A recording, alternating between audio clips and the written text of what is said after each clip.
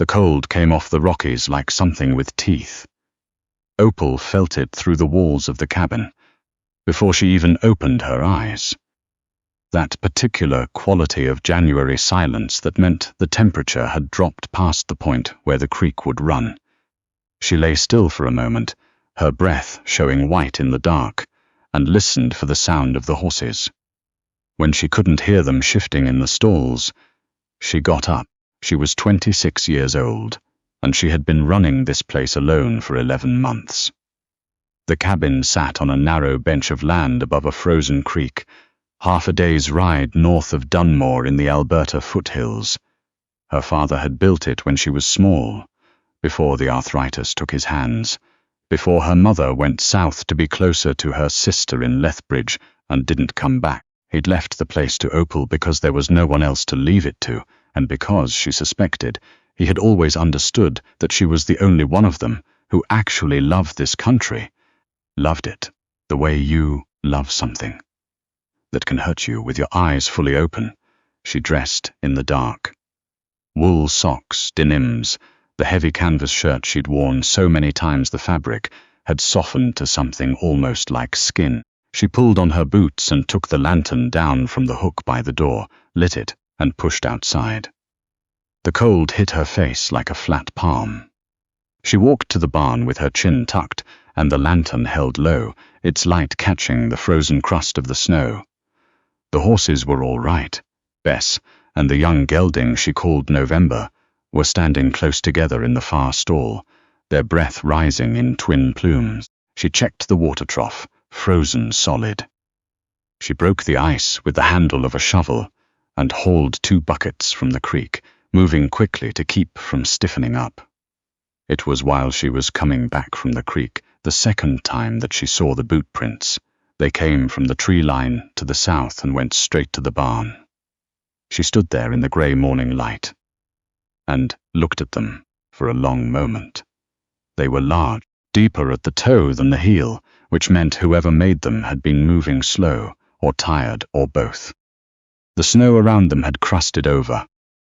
They were from last night, or the night before. Opal set the buckets down and went back inside the cabin. She came back out with her rifle. The barn door was still latched from the outside, the way she'd left it. She lifted the latch with her free hand and pushed the door open and stood in the frame with the lantern in one hand and the rifle in the other. He was in the corner stall. Not with the horses. In the empty stall on the north side, the one she used for hay storage, half buried under a pile of loose straw like an animal that had found the warmest place it could, and collapsed. There he was, a big man. She could tell that even with him curled on his side, dark beard, heavy coat that had once been good canvas but was now patched in 3 places and caked at the hem with old mud. His boots were worn through at the toe of the right foot. A thin strip of cloth, a piece cut from something else, had been wrapped around it and tied in a knot. He was breathing. She could see that much. She stood in the doorway for the count of 10 and thought about what to do. He had not stolen anything, had not disturbed the horses, had simply found a place out of the wind and gone to sleep in it, the way any exhausted creature would. She did not lower the rifle. "Hey," she said. "Nothing." Louder. "Hey." He stirred. One hand moved in the straw. Then his eyes opened, dark eyes, slow to focus, blinking against the lantern light. He looked at her without alarm, which she found more unsettling than if he'd startled. A man used to being woken by worse things than a woman with a rifle. He sat up slowly, like every joint cost him something. "I'm not here to cause trouble," he said. His voice was rough from sleep or cold or both. The accent was hard to place. Somewhere in the prairies, maybe, or farther east. "You're in my barn," she said. "I know it." He looked around, seemed to be assessing what he owed her by way of explanation. "I saw the light go out in the cabin around 10. Figured you were down for the night. Figured I'd be gone before morning. You figured wrong." "I did," he said, and didn't offer anything else. She looked at him, at his coat, at the wrapped foot, at the way he held himself, careful, like a man who'd learned to take up as little space as possible in the world. There was no horse outside. She'd have heard one in the night. "How far did you walk?" she said. He thought about it. "Since yesterday noon, roughly." She did the math without meaning to, over the bench and down through the creek bottom in January, with a hole in his boot. Whatever had put him on foot, it had happened fast, or it had happened far from here. "Stay there," she said. She went back inside. She did not put the rifle away. She leaned it against the wall where she could reach it, and stood at the stove and looked at the kettle, and thought about what kind of woman she was. Her mother would have sent him to the road. Her father would have brought him in immediately, made coffee, started talking. Opal was somewhere in the middle, cautious in a way that had nothing to do with fear. Because fear was a luxury, she had stopped affording herself around the same time she learned to pull a calf on her own. She made oatmeal. She made it thick, the way she liked it, with a little salt and a spoonful of the preserved blueberries from the shelf above the stove. She poured coffee. She put it all on a tray and carried it back to the barn. He was sitting where she'd left him, which she noted without fully admitting to herself that she'd been noting it. She set the tray on the floor in front of him and took 2 steps back. He looked at it for a moment. Something moved across his face. Not gratitude exactly. Something quieter than that, more complicated. Then he picked up the spoon. "My name's Opal," she said. "This is my land. I know it's your land. I didn't catch your name." He chewed, swallowed. "Gus," he said. She had questions and she did not ask them. Not yet. Some things were better left to earn their telling. He did not leave that day. She did not invite him to stay. What happened was this. After he ate, he stood and she expected him to head for the door. Instead, he picked up the shovel that was leaning against the wall and looked at her with a question in his face. That wasn't quite a question. She looked back at him.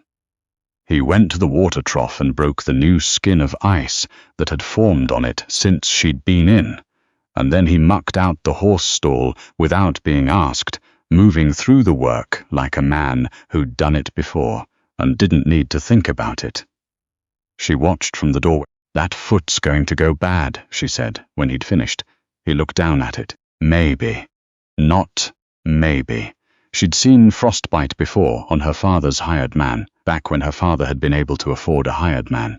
She knew what the stages looked like. "Come inside." He came. She made him take the boot off at the door. She made him sit by the stove. She unwrapped the cloth around his foot and looked at what was underneath. And it was not as bad as she'd feared. The toes were white and numb, but not black. And when she pressed them, he flinched, which meant the feeling was still there. "This is going to hurt," she said. "All right," he said, like she'd told him the weather. She put his foot in a basin of cool water, not warm, not yet, that would cause more damage, and watched his face while the blood came back to the tissue. He didn't make a sound. He sat with his hands loose on his knees and looked at the fire, and was still in a way that most people weren't. Not uncomfortable still, not hiding still, just present. Occupying himself by being exactly where he was. She changed the water 3 times over the next hour, gradually warmer. When it was done, she dried his foot with a cloth and wrapped it in a strip of clean flannel and set it down carefully. He looked at the wrapping. "Thank you," he said. "There's a bedroom through that door," she said. "The cot. You can stay one night." She said it, looking at the fire. She didn't look at him. "One night," he said. "One night." In the morning she found him already at the woodpile. He'd been at it for a while. There was a substantial stack against the barn wall that hadn't been there before, and he was still going, splitting rounds with an efficiency that came from knowing exactly where to put the axe. She stood in the cabin doorway with her coffee and watched him. He hadn't heard her come out. His breath rose in the cold air, and his shoulders moved with the rhythm of the work, and he looked like something that belonged here, in a way she couldn't quite articulate. Something that fit the shape of this land. She did not examine that thought. She made breakfast. She made enough for 2. She put it on the table and called him in, and he came and sat down, and they ate, without saying much. Outside, a pair of whiskey jacks had found the stump she'd been splitting on and were picking at something in the bark. "You don't have to keep splitting," she said. He looked up. "You paid for the night," she said. "In work, I mean. You've got nothing left to pay off." He considered this. "I don't mind the work. I'm not saying you mind it. I'm saying you're square." He nodded slowly and went back to his food. She thought that was the end of it, but after breakfast, he put his plate in the basin and went back outside, and she heard the axe start up again from the woodpile. She stood at the window and watched for a moment. Then she put her own coat on and went out to check the fences. Dunmore was 20 miles of bad road in good weather, and worse in January. She went in once a month for supplies, drove the truck she'd inherited along with the cabin, a 1971 Ford that ran on stubbornness and necessity. She hadn't planned to go for another 3 weeks. But the flour was low, and the coffee was almost gone, and she had letters to post, including one to her mother, that she'd been composing and revising for 6 weeks without quite finishing it. She was loading the truck on the 3rd morning. Gus had been there 3 days now, in the cot, eating what she made, working in a radius around the barn that grew larger each day. When Walt Gruber's truck came down her road, Walt Gruber ran the small operation 2 miles south. He was in his 60s, heavyset, with a face like worked leather, and he had made 2 visits to Opal in the 11 months she'd been alone, once to offer help with calving, once to make an offer on the property that she'd refused without ceremony. He was not a bad man. He was a man who had decided in advance how the world should arrange itself, and found it mildly aggravating when it didn't. He pulled up and got out and looked at the wood Gus had stacked against the barn. There was a great deal of it now, and then he looked at Gus, who had come out of the barn when he heard the engine and was standing with his arms at his sides. Walt looked at Opal. "You hired someone," he said. "Not exactly," she said. Walt studied Gus the way you study a weather system, trying to determine which direction it's moving and how much damage it intends to cause. Gus looked back at him with an expression that communicated nothing at all. "Where you from?" Walt said. "East of here," Gus said. "How far east?" "Far enough." Walt looked at Opal again. She could see him assembling the conclusion he'd already arrived at before the conversation started. "You should come talk to Margaret if you need anything," he said to her. "You don't need to be taking in strangers." "I appreciate that," she said, which was not agreement. After he left, she turned to find Gus watching her. "That's going to make trouble," he said. "Walt Gruber makes trouble in a particular direction," she said, "which is toward what he wants. He wants this land. The trouble isn't about you." Gus looked at the road where the truck had gone. "Could be both," he said. She hadn't thought about it that way. She thought about it now. The question of why Gus had been on foot in January north of Dunmore. She had not asked it. He had not offered it. It sat between them like something they'd both agreed to leave in the corner until they needed to look at it. She learned him in the way you learn someone you live alongside, not from what they say, but from how they move. He slept lightly. She heard him at odd hours, moving through the cabin, stepping outside, coming back in. He ate whatever she put in front of him without comment or complaint, and he ate consistently, which told her he'd spent time not eating consistently. He did not talk much, but he was not uncomfortable with silence. He had a small knife on his belt, and he kept it very clean, which she knew because she'd seen him wipe it down twice with a cloth, and there was never anything on the cloth. He kept himself clean, too, once she'd heated water and left the basin and soap on the porch steps without saying anything. She'd heard him use it. On the 5th evening, he came in from checking on the horses and sat down at the table without taking off his coat. He looked at his hands. "I used to work timber," he said, "up near Grande Prairie. 4 years. She was at the stove. She didn't turn around. The operation shut down. Budget cuts, the foreman said. I had some money saved, started coming south." He paused. "There was a man in High River who offered me work. I got there, and the work wasn't what he'd said it was. I left how? Without a lot of ceremony. She turned around. He was still looking at his hands. He kept my pack, Gus said. My gear, my sleeping roll, what I had for cash. I left anyway because the alternative was worse. What was the work? He looked up. His eyes were steady. The kind you can't tell people about and have them think well of you. She held his gaze for a moment. All right, she said, and turned back to the stove. She heard him exhale. Not quite a sigh. Something smaller, the release of something he'd been holding compressed. She did not turn around again until supper was ready. February came in sideways. There was a storm on the 2nd that took out the section of fence on the north pasture. 3 posts pulled right out of the frozen ground, wire trailing like something wounded. She saw it from the barn at first light and felt the specific weight of it settle on her shoulders. That fence kept the 2 remaining cattle she had out of the tree line and away from the creek, and the creek was running fast under thin ice. Right now, it was a half-day job in good weather. In the storm, it was a job you couldn't safely do alone. Gus was already reading the situation before she could speak. Wire in the barn? He said. East wall, middle shelf. They worked through the morning without talking except to direct each other through the technical problems of the work, holding the wire taut while the other stapled, passing tools, reading the frozen ground together to figure out where to drive the new posts. The storm blew in their faces and the temperature sat somewhere below, -20, and Opal's hands went numb twice, and she shoved them in her armpits, until the feeling came back and kept going. By noon they had it done.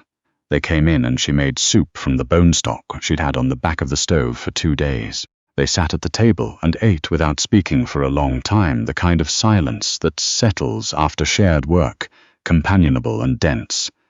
I need to go to Dunmore, she said, this week if the road clears. I'll stay with the place, he said. She looked at him. If you want, he said. She thought about what she wanted to say and what she should say, and whether those were the same thing. Flour, coffee, lamp oil, she said. I need to post some letters. I'll be back same day if the road's decent. I'll stay with the place, he said again.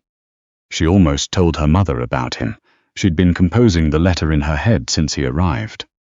Not the facts of it, which she could write in 2 sentences, but the way it felt.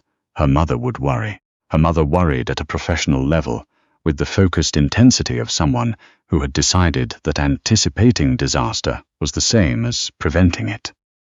Opal understood it. She did not share it. She posted 3 letters and bought what she needed and drove back to the cabin in the thin winter light, and when she came over the last rise, she could see smoke from the chimney and the yard light on, and she felt something in her chest shift sideways in a way she did not investigate. When she came in, there was soup on the stove. She had not left soup on the stove. She stood in the doorway and looked at the pot and looked around the cabin. It was tidy in a way it hadn't been. Not differently arranged, just tended. The split wood by the stove had been restocked. The basin had been rinsed. Gus came in from the barn a few minutes later and stopped when he saw her. Figured you'd be hungry, he said. She was. She was very hungry. Sit down, she said, and ladled them both a bowl. It was Gruber who finally forced the conversation no one wanted to have. He came back in the 3rd week of February, this time with a man from town named Deakins, who did work of a legal adjacent nature for the county. Not quite a lawyer, not quite an official. The kind of man who understood the machinery of paperwork and how to use it to encourage certain arrangements. She met them in the yard. Opal, Walt said. His tone had changed. It had the quality of something carefully prepared. I've been asking around about your situation here. My situation is fine, she said. You're behind on the tax assessment from last fall. I checked. She kept her face still. She had known about the assessment. She had been managing it, had a plan to manage it, one that involved the sale of the young gelding in spring. It was not a crisis, it was a complication she was addressing. That's county business, she said. Deacons here can talk you through your options. Walt glanced at the cabin door. And I think we should have that conversation without the stranger in there. The stranger's not in there, she said. He's in the barn, Opal. My options regarding county business are not a conversation that requires either of you, she said. I know what they are. Walt's expression shifted. The prepared quality dropped away, and something blunter appeared underneath it. You're a young woman on your own out here. That's not a judgment. That's a fact. And the fact is, this land is more than you can handle, and what I'm offering is fair. He stopped, because Gus had come out of the barn. He'd heard the truck. She understood that now. He'd heard it and come out and had been standing at the corner of the barn listening, and now he walked across the yard with a calm that was somehow more affecting than aggression would have been. He stopped at a distance that was not close enough to threaten and not far enough to be dismissed. He looked at Walt. He looked at Deacons. He didn't say anything. There was a long pause. Who are you? Walt said. The hired man, Gus said. It was the first time he'd called himself that. Opal stood still. She said she didn't hire you, Walt said. She said, not exactly, Gus said. That's different. Walt looked at him for a long time. Whatever he was calculating, the math didn't come out the way he wanted. He looked at Deacons. Deacons looked at his boots. This isn't finished, Walt said to Opal. It's finished for today, she said. They got in the truck and drove down the road, and Opal stood in the cold yard until the sound of the engine faded out, and there was just the wind and the creak of the big spruce at the corner of the fence line. Gus had not moved. Thank you, she said. She said it to the road, not quite to him. He wants the land, Gus said. I know what he wants. He's not going to stop. I know that too. She looked at him then. He was looking at the road. His jaw was tight, not with anger but with something adjacent to it, the held quality of a man who'd learned to contain things so they'd be available when needed. It's not your problem to solve, she said. He looked at her. I know it's not. But, she said. But nothing, he said. I'm just saying I know. March came and the light changed. It happened fast, the way it always did. One morning the sun had shifted just enough that it was coming through the east window at a different angle and hitting the table, and you could feel the difference in the cold, a softness under it that hadn't been there before. The creek began to loosen and run at the edges. The horses grew restless in their stalls, which meant they could smell the melt coming. Gus had fixed the lean-to at the back of the barn, had reinforced the chicken coop, which she'd almost stopped using because the coyotes had been bad in December, had re-stretched the wire on the south pasture fence. He'd done all of this without discussion, in the methodical way he did everything, identifying what needed doing and doing it, as though the work was its own conversation. She watched him from the window one evening, coming in from the far fence with the light failing behind him, just a shape against the orange-grey sky, and she thought, he's going to leave. She thought it the way you think about something you've known for a while, but haven't let yourself look at directly. He had shown up heading somewhere, or from somewhere, and whatever had halted him here was a circumstance, not a destination. She had a right to nothing. She had offered nothing, and asked for nothing. He had given what he'd given freely, and when he decided it was time, he would walk down the road the same way he'd walked in. She went back to the stove and started supper. When he came in, stomping snow off his boots in the doorway, she had set the table for two. She always set the table for two now, without thinking about it, the same way she fed both horses each morning, the same way she made enough coffee. He sat down. She put the food in front of him. The south fence is going to need more work in spring, he said. The posts on the corner section are rotting at the base. They'll last another season, but not two. She sat down across from him. I know. I've been pricing posts. They've gone up. Everything's gone up. He cut into his food. She watched the lantern lights move across his face and thought about the rotting fence posts. and what they'd cost and whether she'd make enough on the gelding to cover both that and the tax assessment, and she felt the familiar weight of the math settling over supper. I could stay through the spring work, he said. He said it to his plate. She said nothing. If you needed help with the posts, he said. I always need help with the posts, she said. That's not the question. He looked up. The question, she said slowly, is what you want. He was quiet for a long time. The fire ticked in the stove. Outside, the first tentative drip from the roof edge, where the snow was beginning to soften, barely audible, just a sound under everything else. I've been a lot of places, he said. I haven't wanted to stay in any of them. She waited. He looked at his hands, at the table, at her. This is different, he said. She understood what that meant. She understood it fully, and she didn't say so. She picked up her fork. Post supplier's a man in Dunmore named Kelsey, she said. He gives better prices if you buy in volume. All right, he said. We'd need to measure the corner section first. I can do that tomorrow. Good, she said. They ate. The fire settled. Outside, the dripping from the roof edge came a little faster as the temperature lifted, as the season shifted under its own weight towards something new. She did not look up from her plate, but she was smiling in the way that happens before you realize it, quietly, without permission, the way water finds a way through.